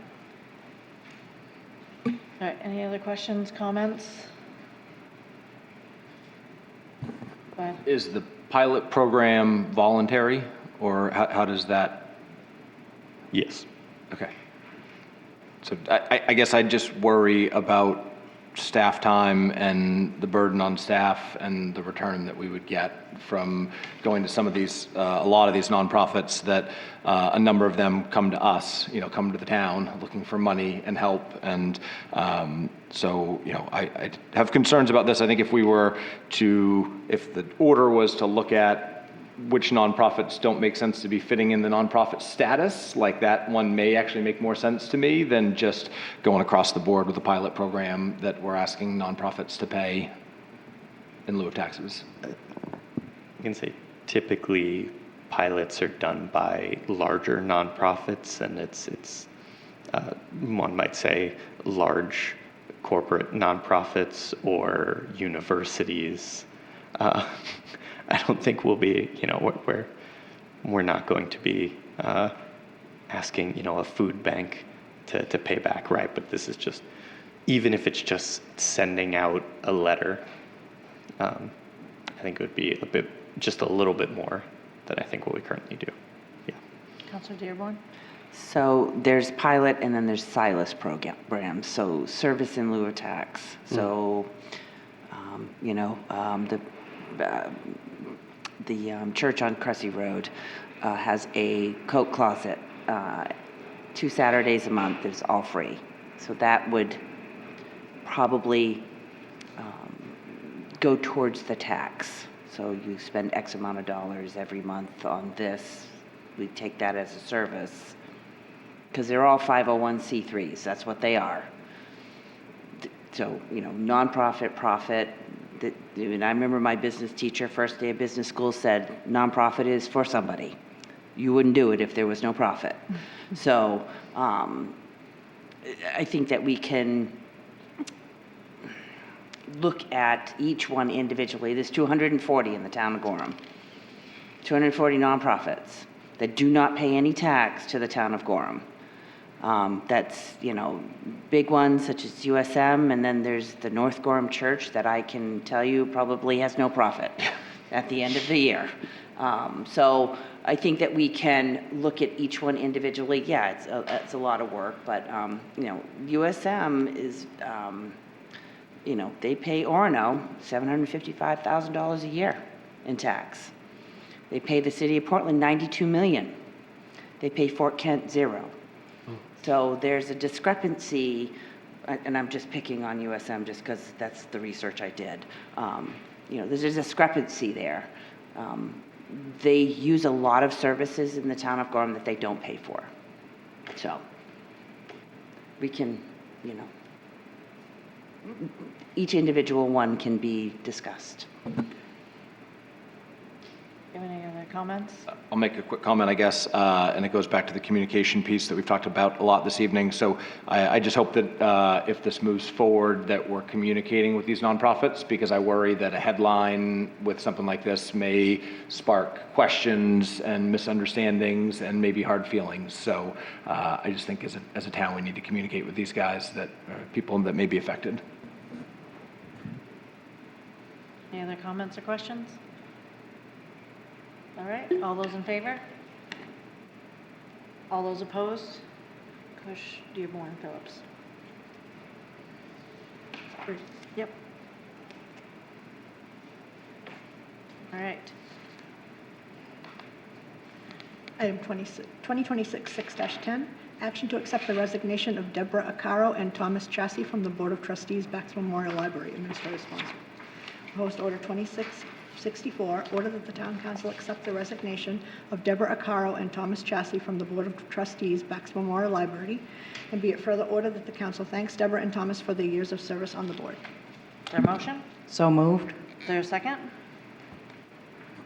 By Counselor Sims. Obviously, this one and the next one, obviously, we're just thanking people for their service on the board and then putting 2 new people on. I appreciate the efficiency of that happening right back to back. So, any comments, questions? All right, all those in favor? 7 yeas. Item 2026-6-11, action to appoint 2 persons to the Board of Trustees, Baxter Memorial Library, Appointments Committee sponsor. Proposed order 2665, ordered that the town council appoint Allison Boyce and Luca Sharp to the Board of Trustees, Baxter Memorial Library. Is there a So motion? moved. Oh, there we go. Is there a second? Second. Second by Counselor Willis. All right, any comments, questions? All right, welcome to the new trustee members. All those in favor? 7 yeas. Motion to adjourn? So moved. Is there a second? Second by Counselor Hamblin. All those in favor? 7 yeas.